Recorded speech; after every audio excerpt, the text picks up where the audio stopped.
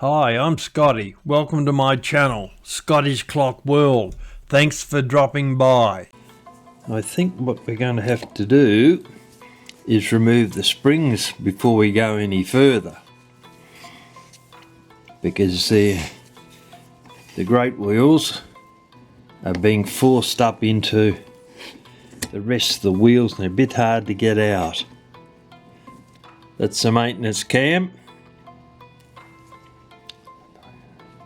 Now the first wheel comes out, goes down there into our block. Now we should be able to relatively easily get that spring out. It did come out okay. Alright, that's a count wheel. Obviously on that we'll take the springs off and clean them in a moment, but those pieces will go through the ultrasonic cleaner. That one there is still really tight. I'll have another look at that and see if I can. It does move back a little bit, but it's still pretty damn tight. That's got him. The mainspring we've got out. There's a click, the ratchet and the spring. They seem to be pretty damn new actually, but we'll check that as we get into it. That's the going side train. So now we should be able to get the first wheel out easily enough. There we go. First wheel. And now down the middle here, we'll take out, oh, look at the oil on that. And down there, and there, we'll check that in a minute. This piece here is called the Minute Arbor.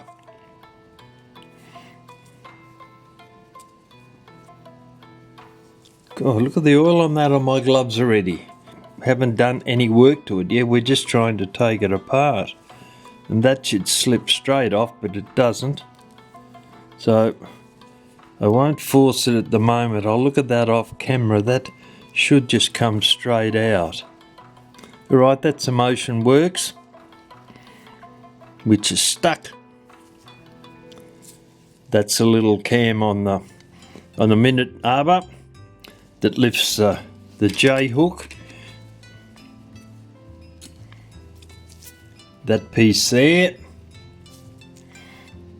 and when that hook runs over the lever down there, that lifts the J hook up, and as that comes up, levers there, lift the lift lever. Initially the movement will go into warning, and then 4 or 5 minutes after that the movement will start to strike. Good grief, look at the oil on there, gasp. Alright, let's have a quick look at the plate here and see what we've got. Look at the dirt and the excess of oil on that. Someone has really gone to town on this. Look, oil, muck and oil, oily, every one of them. Every one of those is oily. What have we got in the way of posts? How cool is that? If you like an oily movement, it's pretty damn good. Alright, I'll clean that up. But we'll clean up the plates because they're steel. We won't put them into the ultrasonic cleaner. We'll clean them up with some kerosene and then put them in some lighter fluid to get rid of that. There's more gunk there. Look at that. I can pick it up with a piece of pegwood. That one there. That's attractive, isn't it? Or not? And there's the gunk that I got from those couple of bushings. You can see all the oil on the end of the pegwood. That'll have to be sharpened down to about there now to get rid of that. Alright, now we're going to start to prepare the parts to go into the ultrasonic cleaner. I think I've got most of the oil off my gloves for the moment. I'll have to change them before we start putting the movement back together again. Okay, as usual, cut a bit of wire, bend it in half, put all the movement parts from the one train on them. That way you will always know when the parts come out where they will be relocated back onto the plates. Especially if you're beginning, it's a good idea to do that, because initially you can't recognize the shapes of the wheels, and you can attempt to put them back in the wrong way or upside down, and that doesn't work very well. Alright, smaller piece now, so we can put the motion works on it. Whoop. It's got a bit of, ooh, look at the oil on that. Alright, rag, I'll clean the oil off that before we put it in. Want to give the ultrasonic cleaner the best chance of actually cleaning things up. I'll pop that back on because it's a little bit tight. Turn that round and it won't fall off. Tie them up together. The minute wheel and the hour wheel on there, and very easily another piece of wire. Being an American clock, all the wheels are nice and big, and we can slot them all in together and they all go onto our piece of wire. In some movements that doesn't happen. You've got to put the pieces in separately, but they seem to be doing all right at the moment.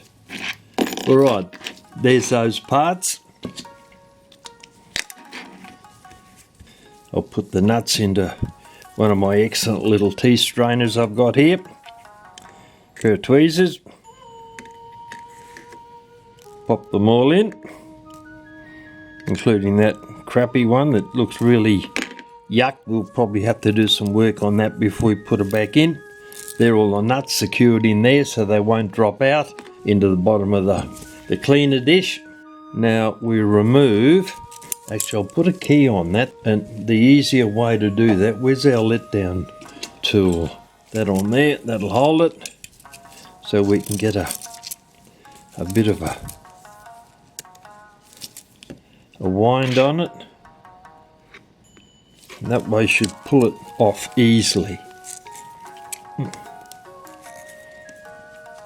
Once it's going to be in use, usually these things are pretty loose and they just slide off, but every so often you find one that doesn't want to come to the party. Alright, check down here, see what we've got. That's the way it winds up. So obviously we've got to take it off in the opposite direction. And hold that still and then wind it backwards and forwards. Might have to open up the inner coil. There we go, that's got him. He's come off. Still got the clamp on it, so that's no drama. As usual, excess oil on there.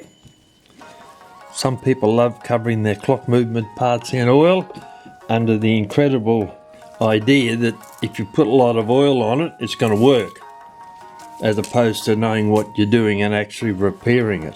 Right, as usual, this is the going side train, so that's ready to go into the cleaner now. We'll take off this other one here, strike side train that's got the, oh dear, that is tight. There we go, that's got him. Right, we'll clean those up soon enough. Let down tool goes back over there again. And look at the slop on that. Good heavens. You could change your car oil with that just about. There's about enough on it. Horrible. Not very nice at all. Alright, so as I normally do, I don't put any pieces of wire on the going side train. Great wheel, I put 2 pieces on the strike side. Give it a quick turn round with a pair of pliers. Like so. That way when it comes out, we know it's the strike side. But sometimes we don't have the count wheel on it. So it's good to get into that practice to put it on, because you haven't got the count wheel. you can run into strife. But we've got a count wheel there, so we'll consider ourselves lucky. Now we'll get the dish from the cleaner and we'll put the parts into it.